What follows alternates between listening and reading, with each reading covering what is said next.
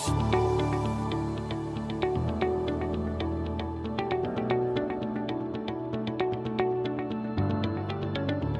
everybody, and welcome to Project HR, a podcast dedicated to building better workplaces. Project HR is brought to you by Projections, an IRI company. IRI helps organizations navigate workplace challenges, improve employee engagement and productivity, manage labor relations, and implement effective communication strategies to achieve their goals. For more information, you can visit Projections online at projectionsinc.com.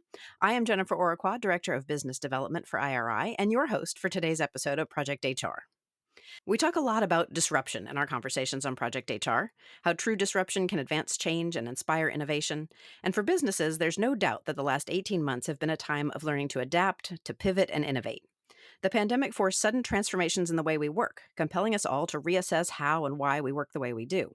And in the wake of that reassessment, I've seen so many companies become more flexible, more technologically adept, and more empathetic to the needs of the workforce, all of which have bolstered the use of remote and now hybrid work. So today, my guest is Laurel Farrer. She is a thought leader on the topic of remote work, the founder and CEO of Distribute, a virtual organization development think tank and consulting firm. And she's joining me today to talk about how companies can sustain and support the use of remote and hybrid models as part of the new way forward. Laurel, thanks so much for being with me here today on Project HR. Thank you for having me. I'm looking forward to the conversation. So for a long time, remote was just sort of talked about. It was a nice idea, but not embraced to a high degree by very many companies. It was more theoretical than practical. But now we have 18 months of actual data on how virtual work works. So what have we learned? Yes, you're absolutely right. What remote work was pre-pandemic was a growing trend. I'm surprised by how many people think that it really didn't exist, that it only erupted because of that pandemic. And that's not accurate at all. So teleworking, telecommuting, it's existed for half of a century, since the 1970s. So we do have a long history of growth and development and optimization in this trend. However, it was still very small. So we knew as a community of thought leaders that 2020 was going to be a big year of growth. However, that big year of growth meant that it was going to go from about 3% of the United States workforce working remotely full-time to about 5% of the workforce working remotely. And obviously those numbers surged to past 70% and then are expected to hover around 40% post-pandemic. So that was unbelievable growth that none of us anticipated.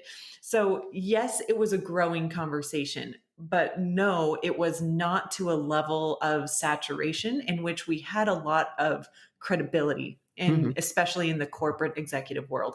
So that is what has changed the most in the past 18 months is people understanding that this is a possibility, it's not just a theory. It's not just a growing trend. It's not just something that, the millennial workforce is looking for in new positions or anything like that. Like this is a reality.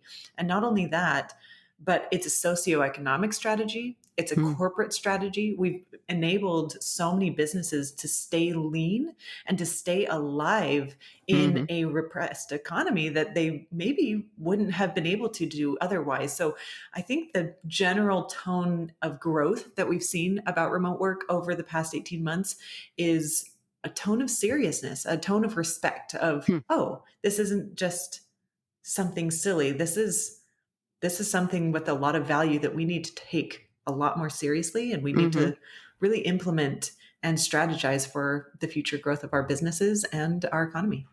Do you think a lot of leaders, a lot of companies were surprised by the success of working remotely? Absolutely. Whether they like it or not, yes, they were very surprised. And we watched that evolution happen, right? As we thought that shelter in place lockdowns were only going to be right. We laugh now, weeks. right? Yeah, right. We laugh now. We're like, oh, remember that time that we thought it was going to be 2 weeks? Right. So when they thought it was just 2 weeks, it was like, oh, all right, twist my arm. Let's do what we got to do, right? And then as it became a few more weeks into a few months, it was, oh, I don't like this, but if it's what we have to do, that's fine. And then slowly it evolved into people saying, hey, look, our company is staying alive Mhm. sustainably Mhm. while we are virtual. There's something here. And them saying, well, yeah, but there's not, like, it's not really sustainable. And then there was that moment, I think that was a tipping point for almost like every executive. And for some, it happened very early. And for some, it's still happening. They realized independently that, oh, if I'm saying that remote work isn't credible, if I'm saying that it's not possible, it's not sustainable, and people actually can't be productive while working out of an office, then I'm saying that about myself. Mm. And because I've been working remotely for all this time. And so that's where that beautiful human ego comes into play. And we say, oh, well, if I am willing to defend myself as a professional, that means I need to defend my entire Mhm. workforce as a professional. And what that did is it just took the rug out from all of the executive leadership of every company, because that was the prevention of growth before the Mhm. pandemic, was leadership saying, no, it's not possible for us. No, it's not realistic. No, it doesn't match our industry. No, it doesn't match our workforce model, whatever. Like, whatever reason, they said, no, no, no, it wouldn't work for us. Mhm. Mhm. But when they were forced into it and had to sustain it over a long period of time, that excuse was gone, because obviously now it does work and now it Yeah. is possible. So you're left empty-handed when negotiating with the workforce. So these strong statistics that we see of the workforce wanting remote work and looking for it as the number one benefit, and in this, great talent war, those statistics haven't changed. Those Mhm. statistics of, 86% of the workforce wanting remote work, that's exactly the same number as it was pre-pandemic. The Mm. only reason that it's become a stronger negotiation and a stronger battle, and more buzzy topic, is that now the leadership doesn't have anything to fall on. And Mhm. now they are forced into a much more level playing field, fair fight in this negotiation, where the workforce is saying, look, I want remote work, and I feel very justified in asking for it because I have proven my value over the past 18 months. Mhm. Yeah, for sure. And I think a lot of corporate leaders are also seeing it as a competitive advantage at this point. It helps them recruit. It helps them Absolutely. sustain, particularly like you were saying, in a depressed economy, like we've been seeing. So, but do you think employees were surprised by their own response to it? Whether like you were saying, we all sort of reluctantly embraced it and then moved past that. Do you think Mhm. employees were surprised by their own response to it? Oh, absolutely. Because what we've been experiencing for the past 18 months isn't remote work. It's trying to continue to work while sheltering in place during a global catastrophe. Right. So many people were like, oh, I want to work remotely. I want to work from home. It sounds like the ideal situation. And then they come home and think that it's remote work, but they are like, "Oh, this is so much more stressful than I ever anticipated." I'm Hmm. never allowed to leave my home. I'm completely cut off from all of my friends and family and coworkers, and I don't have any hobbies. I'm completely sedentary. It's like, whoa, whoa, whoa, whoa. None of that is happening because of remote work. All of that is happening because of pandemic. Mm. So, yes, it was a very, very atypical first experience for the majority of workers, because they had in their mind this very glamorous, work life harmony vision of what it would be like Hmm. to not have to commute every day.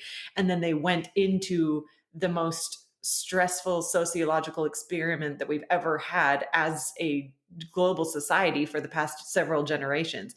And they unfortunately blended the two together. So, yes, I think as normalcy is reconstructed for our communities, and as we have more opportunities to create more social opportunities for ourselves, to get out of the house, have more balance, people will be much more satisfied with their remote work experience, because it has not been positive for any of us for the past Hmm. 18 months, even for me. And I've been working remotely for 15 years. And on that note, I really wanted to talk to you because of an article that you wrote for Forbes on making remote work sustainable for 2021 and beyond. Because in it, you likened working from home in the early days of the pandemic as sort of a bandage, like something implemented without a plan to stave off the actual bleeding. But Mhm. bandages aren't meant to be permanent. So that left me with a couple of questions. Do we want to make this a permanent effort? And if so, what do we need to do to make it more permanent?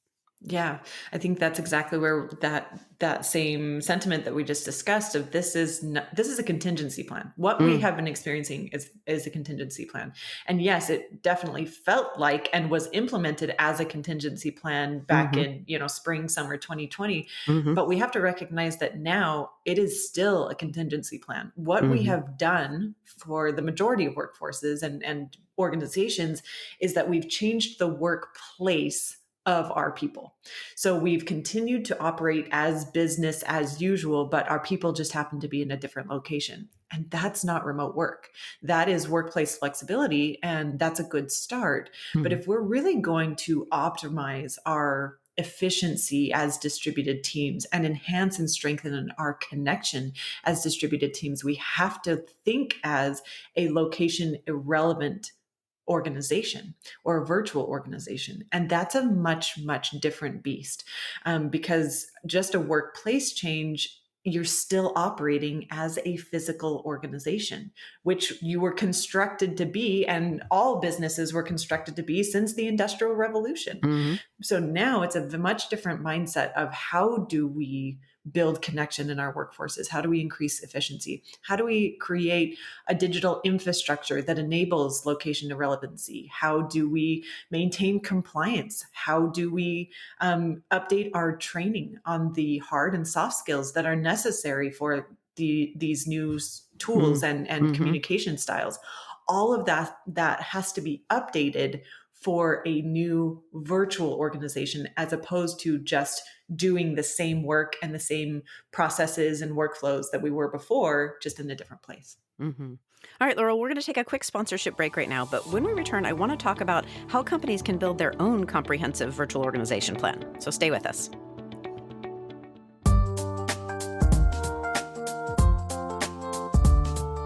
Are you working to build an employee relations dream team?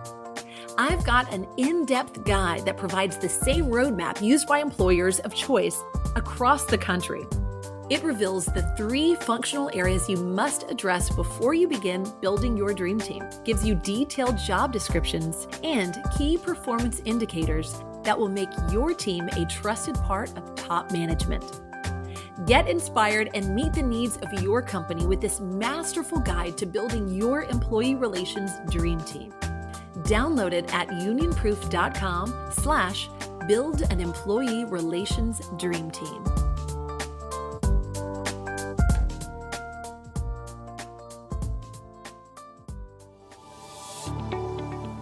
We're back with Laurel Farrer, the founder and CEO of Distribute.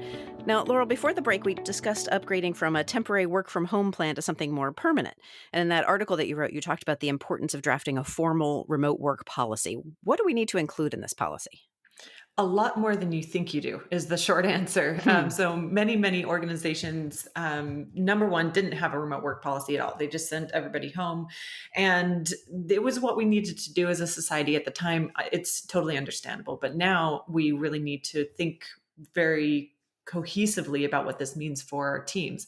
So if people did a remote work policy, it was usually just a very brief one sheet that was like, hey, I agree to work off site. Hmm. I'm not held liable for, anything that might happen for workers' compensation. Sign here, done. And that Hmm. was it. Hmm. And that is a good start, especially in terms of compliance and liability. However, what the remote work policy should be is really a very broad conversation between employer and employee to Hmm. identify how do both of us need to participate in order to make this work. Hmm. So, me as an employer, what tools am I going to provide to keep you connected to the resources that you need to do your job? An employee, what hours do you need to be online? Or what does performance what is that going to look like, and how's that going to be Hmm. measured Hmm. now that you are not being supervised? Are you allowed to move out of the state or out of the country or not? Hmm. How are you going to make sure that if I'm a remote worker, I'm going to be promoted at an equal rate as those of my Hmm. hybrid counterparts that Yeah. are happen to be on site? all of those conversations need to happen in our organization. And so a remote work policy is a great way to consolidate all of those decisions and make sure that we mutually agree to all of those terms. Because Mhm. as consultants, is what we see on a daily basis, that what's going wrong is not necessarily that there is an error in the infrastructure or in the work models, but there's just a miscommunication about expectations. And so that's really what we ideally as advocates want the remote work policy to be, is just a really broad conversation about what am I going to do to make this work? What are you going to do to make this work? And how are we going to do that together?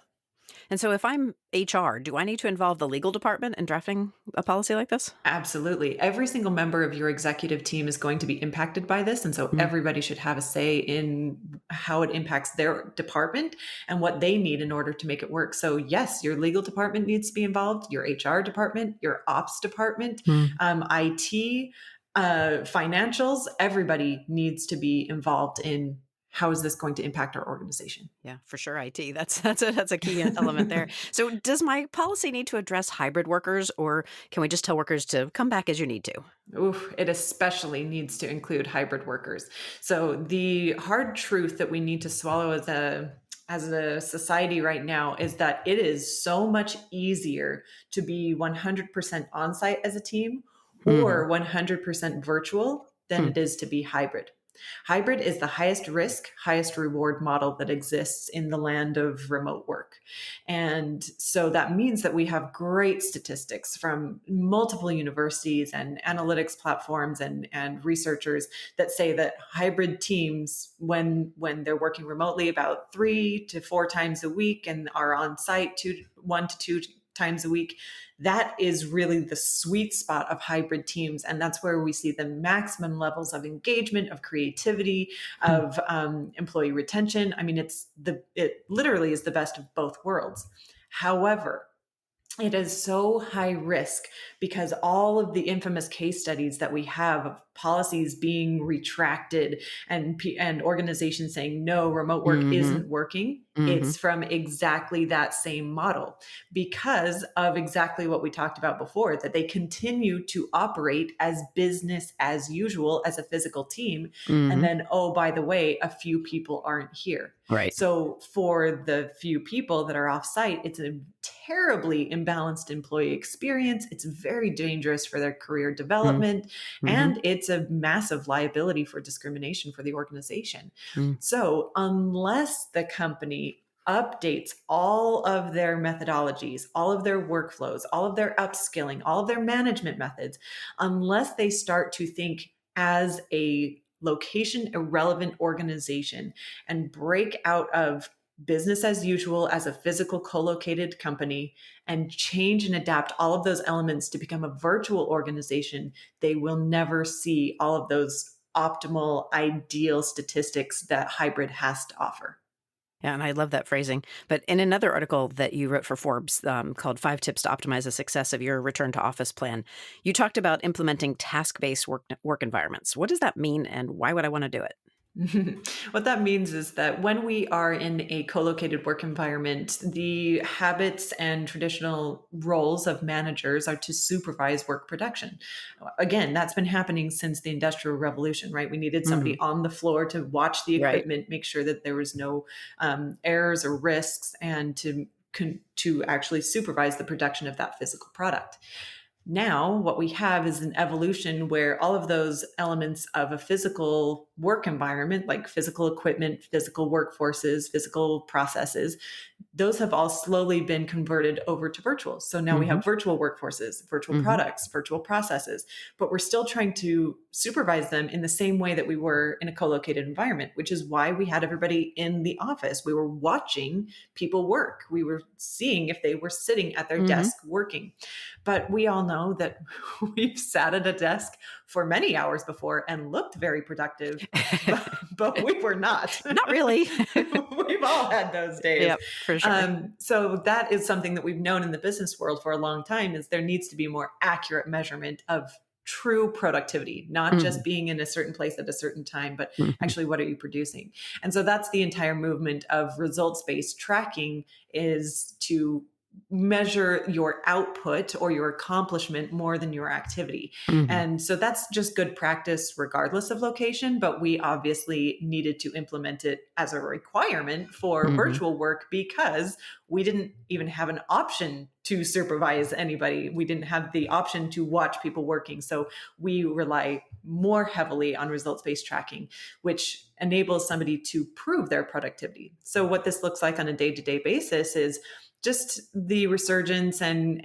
redevelopment of key performance indicators, Mm. which literally indicate your performance. So Right. if you have that conversation with your team members to say, all right, give me 3 to 5 KPIs that is a bullet point list that you are going to accomplish by the end of the week, and then they do that, and then by the end of the week they deliver their results for those key performance indicators.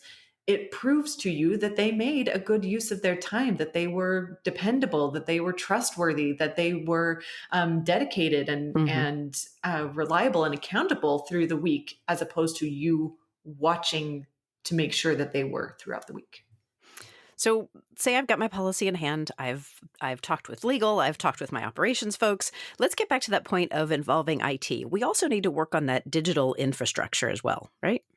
Yes, absolutely. Very important. So that infrastructure would include like inter-team communication tools alongside project management systems.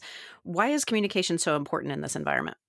Well, when we were working in an office, what really unified our team together and what we shared as a co-located team was time and location. That's Hmm. what what we shared. Hmm. In a virtual work environment, what is connecting your team together and what you're sharing is information. So Mm. you might be working at completely different times, you might be working in completely different places, and so the more that you align on information, the more connected you are as a group. Mhm. And so that is really why knowledge management systems are so much more important in virtual Mm. organizations, because that information efficiency needs to be absolutely flawless. We need to Mhm. be able to have visibility into what people are doing and what questions they have, and stay connected as coworkers, Mhm. because in at work, coworkers are a resource. They're one of the resources that you use to stay productive. And so we need to stay connected to each other,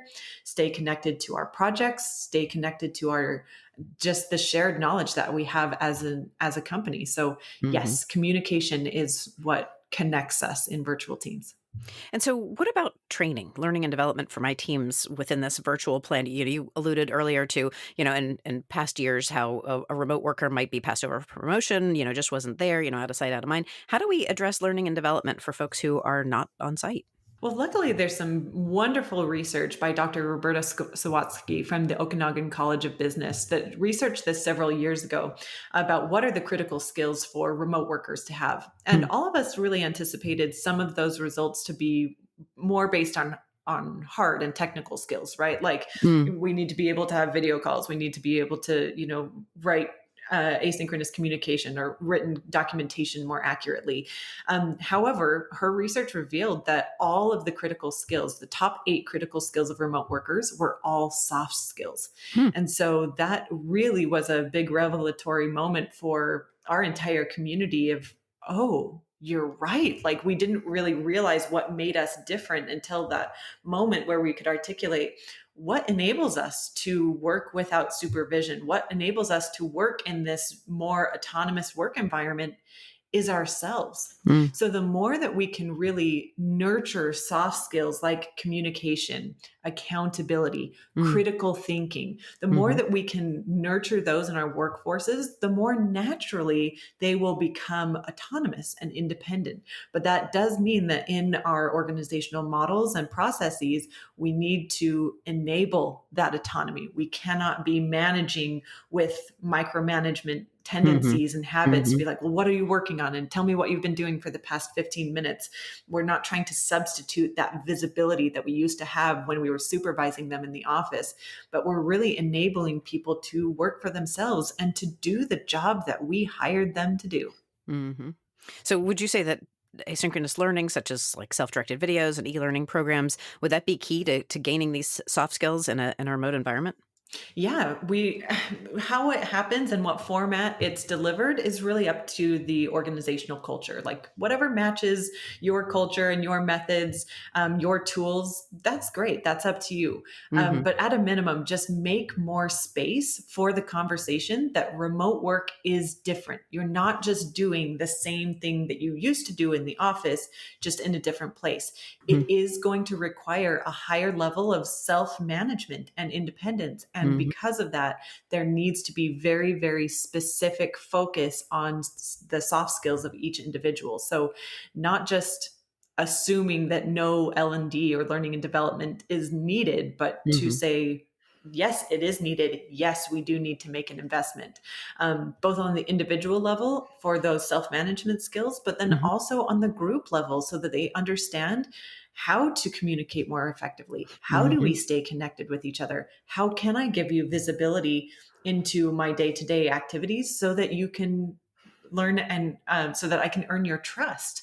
All of those need to be happening again at the individual and team and department level. We have to recognize and support that remote work is different. And I love that idea of alignment within the training. Even though you're doing different jobs and you're in different locations, you're still sort of aligned on these are the skills that we need to succeed. Hmm. Yeah, absolutely. Yeah, Laurel, I need to take some time out for another quick break, but we'll be right back after this. You're listening to the Project HR podcast. I'm your host, Jennifer Oraqua, and my guest today is Laurel Farrer, the founder and CEO of Distribute. And we are back. So, Laurel, you mentioned that building a formal plan for this is really important. And as someone whose entire company works remotely, I see this as so important. The idea of making culture independent of our location. And that's a true challenge. How can we build and maintain our culture even when we don't see each other in person? Yeah, aren't we seeing this all over the world right now, right? That Hmm. people are saying, "Oh, I can't wait to get back to the office because I want to connect with my coworkers. Hmm. I want to just have those culture development opportunities, the spontaneous conversations." We're all so anxious to reconnect and have that, but why was that ever missing? Why did we drop the ball on ever thinking that, culture? Why are we connecting to each other only in a certain place? Why aren't we supporting Hmm. each other from a distance as well? Yeah. Why are we waiting to support our coworkers until we are in the same room Hmm. together?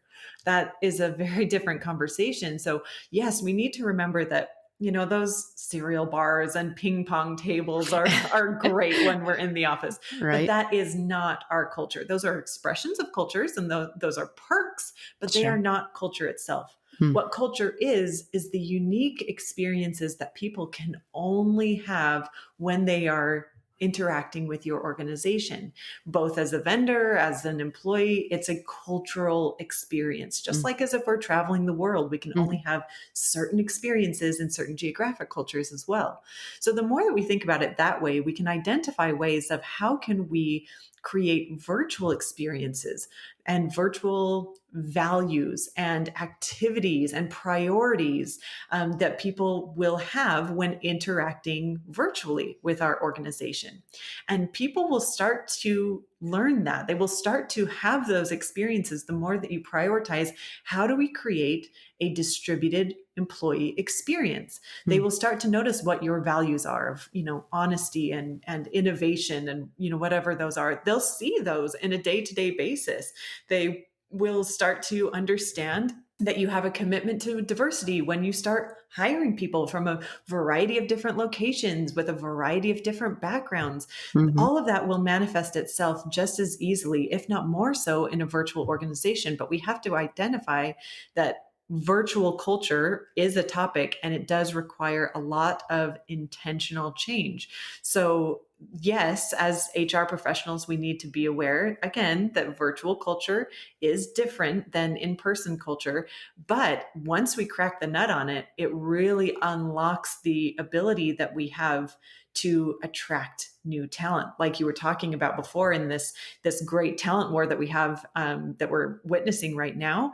Virtual culture is the key to that success. It is identifying how is remote work different at our organization and better at our Mm-hmm. organization than it is at one of our competitors. Mm-hmm. That's going to be the big conversation of 2022, 2023 and Mm-hmm. beyond is remote work is not one size fits all. And the experience that you have working from home in one company is going to be very different than another. And the more that organizations realize that there are different ways to offer remote work support and to make it better in terms of employee experience than their competitors, that is who is going to see the really holy grail of success Mm-hmm. when it comes to talent attraction and retention.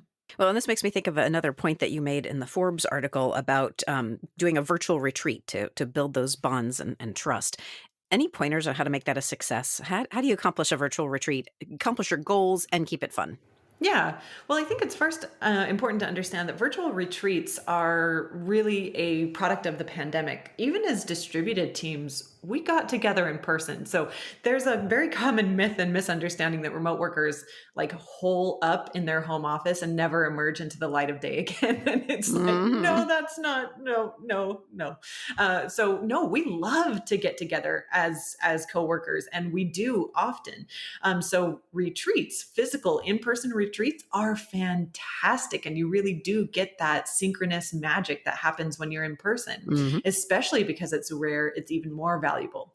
But virtual retreats are a great option when it's extra expensive or you need to get people together in a pinch, that they are great plan B. So yes, virtual culture development activities, whether they be parties or retreats, it's important that they come from your culture. That's the big mistake that we've seen a lot of people make is like, oh, well, this company is doing a virtual happy hour, so we're going to do a virtual Mm-hmm. happy hour. Mm-hmm. And when they get this big group of like accountants or engineers together and they're like, okay, we're going to sing karaoke. And they're like, no, we're not. Like that Right. is not fun. But if you start from the ground up and you say, okay, what does our group of people think is fun? When do we see them the most engaged? And you use those as a foundation to build activities that are uniquely fun and beneficial and expressive for your culture. That's where you see a lot more success. So lean on your team and conduct surveys if you need to, of like, hey, what are some ideas, what would be fun, do we like happy hours or not? Mm-hmm. And let the voice of your people who are your culture really be the driving influence of how you're going to express and strengthen your culture. Speaking of culture, I want to learn a little bit more about your company, Distribute. Your Yeah. consultants actually come in and can help us build an intentional plan for remote work, right? Yes. Yep. We all have been working remotely and building virtual organizations for at least a decade each. And so, yeah, we banded together in 2017 after each individually consulting for a while.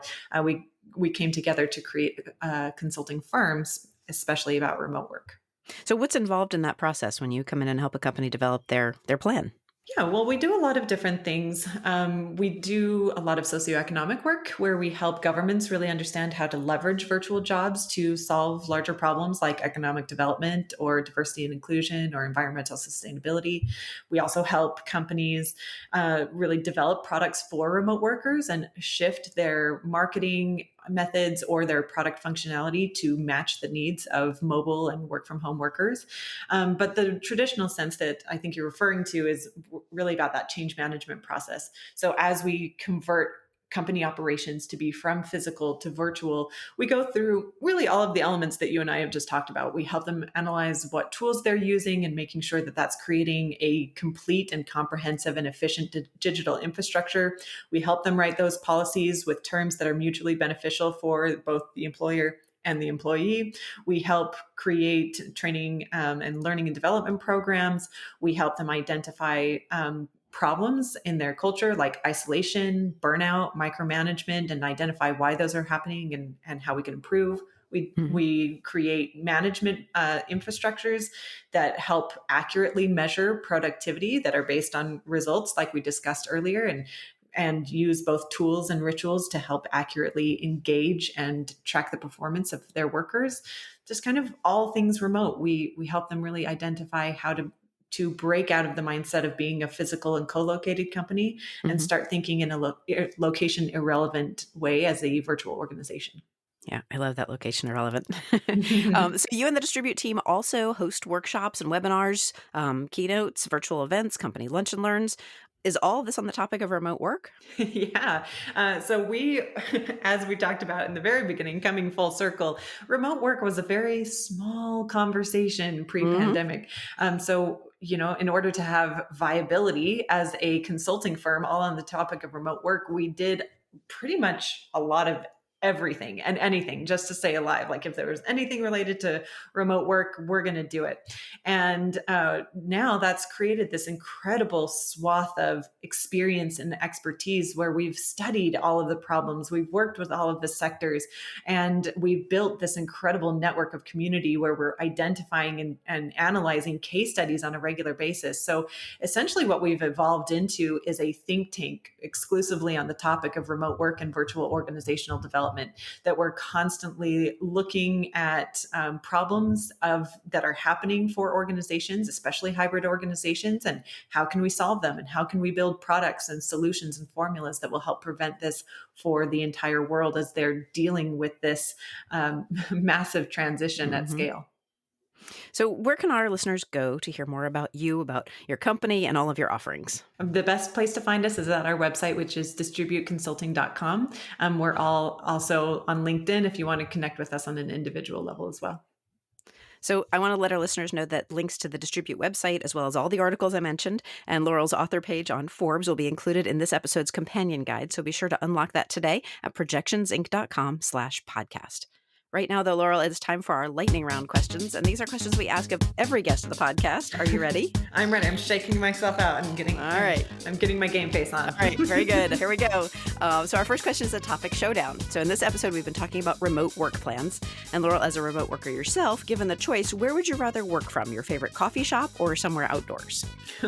Outdoors. That's a rookie mistake that a lot of remote workers make, is they go to free Wi-Fi at a Starbucks, and then they're there about 3 minutes before the blender sounds off in the background, and you realize that that's a terrible place to work. So outdoors or libraries are usually the best option. I laugh because it's so true. Yeah.